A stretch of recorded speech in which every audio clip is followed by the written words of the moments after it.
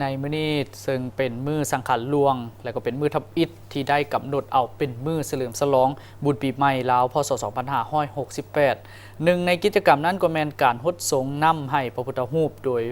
วัดใหม่โซกคำเมืองไซเสถานครหลวงเวียงจันทน์นอกจากการส่งน้ำผ่าแล้วก็ได้มีการประดับประดาวัดให้คล้ายคือกับป่าหินมะพร้าวเพื่อแสดงถึงความสำคัญของป่าไม้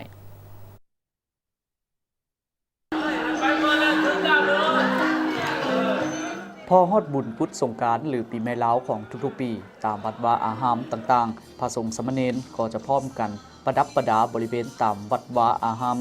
เพื่อต้อนรับมวลชนที่จะเข้ามาฮดสงน้ำให้พระพุทธรูปภายในวัดวันที่14แรม2ค่ำเดือน5ลาวแม่นมื้อสังขารหลวงในมื้อนี้ชาวลาวนิยมอนามัยปัดกวาดเฮือนสถานที่สำคัญต่างๆโดยเฉพาะกิจวัตรทางพระสงฆ์กิจวัตรประจำวันพระสงฆ์อารัตนาพระสงฆ์สู่แทนอาบสงฆ์และฮดสงฆ์เพื่อขอล้างสิ่งบ่ดีบ่งามหรือฮดสงฆ์พระพุทธรูปขอพรสิ่งศักดิ์สิทธิ์เส้นเดียวกับวัดใหม่โซกคำเมืองไซเสถานครหลวงเวียงจันทน์ก็ได้ประดับประดาต้นไม้ดอกไม้พร้อมทั้งประดิษฐ์น้ำค่ายคือสายฝนเฮ็ดให้บริเวณดังกล่าวคล้ายคือกับป่าหินมะพร้าวแสดงให้เห็นถึงความอุดมสมบูรณ์ของธรรมชาติความอยู่เย็นเป็นสุขโดยเฉพาะกิจกรรมของวัดไม้โซกคำก็เฮ็ดตามฮีตของประเพณีอันดีงามก่อนจะอัญเชิญพระพุทธรูปลงฮดสงฆ์เฮามีกล่าวคำคารวะต่อสิ่งศักดิ์สิทธิ์ทั้งหลายโดยเฉพาะพระพุทธรูปที่เฮานั้นอยู่มาเป็นปีอาจจะไปบ่สร้างอย่างบ่งามและถือดอกไม้ทูบเทียนโดยเฉพาะดอกไม้สดบริสุทธิ์ดอกคูนก็ดีดอกจำปาก็ดีกำลังเบ่งบานนั้นพวกเฮายกใส่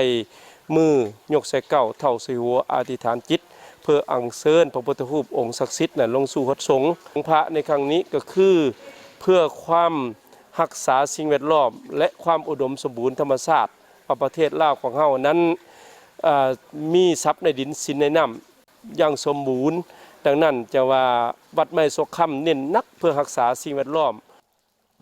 ความงดงามจากการประดับประดาภายในวัดแห่งนี้นอกจากเป็นการรักษาได้ถึงความอุดมสมบูรณ์ของธรรมชาติแล้วยังเป็นการส่งเสริมฮิตของประเพณีอันดีงามลาวในการฮดสงพระในระยะการเฉลิมฉลองบุญปีใหม่ลาวโดยได้เฮ็ดให้ผู้เข้ามาฮดสงมีความประทับใจดีใจได้มาร่วมแต่ละปีวันพบหอบเป็นวันประเพณีของลาวเฮามาเป็นมาแต่โบราณกาลที่ได้สืบทอดกันมาก็ดีใจฮะนะเพราะว่าญาติโยมก็มีหลายการจะตั้งก็มาครบซั่นซะมาตัวนี้ก็เพราะว่าเฮาก็อิงใส่ว่าทุกๆคนนั่นดีใจสิ่งเป็นชาวพุทธได้สืบทอดบรรพบุรุษที่เฮาของเฮาได้เฮ็ดมาแต่โบราณกาลก็บ่เคยละจักปีเนาะน้องมีความประทับใจแล้วก็มาเห็นวัดวาที่อุดมสมบูรณ์ไปด้วยทรัพยากรมีดอกไม้เพราะว่าอยู่นี่สิแตกต่างจากบนอื่นก็คือแบบมีน้ำตกอยู่ป่าหิมพานต์แล้วก็มีพักให้กินตามฤดูกาลแล้วก็อุดมสมบูรณ์เจ้า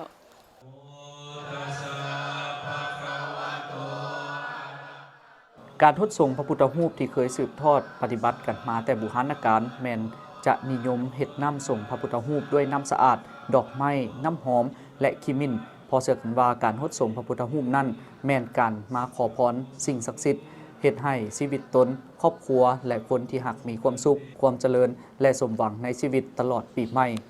สำหรับวันเนาซึ่งปีนี้กงกับวันที่15เมษายนตามความเชื่อถือแม่นเป็นมื้ออยู่กลางระหว่างมื้อสุดท้ายของปีเก่าพศ2567และเกี่ยมต้อนรับปีใหม่พศ2568ก็คือวันส่งท้ายปีเก่าต้อนรับปีใหม่เป็นวันสงโต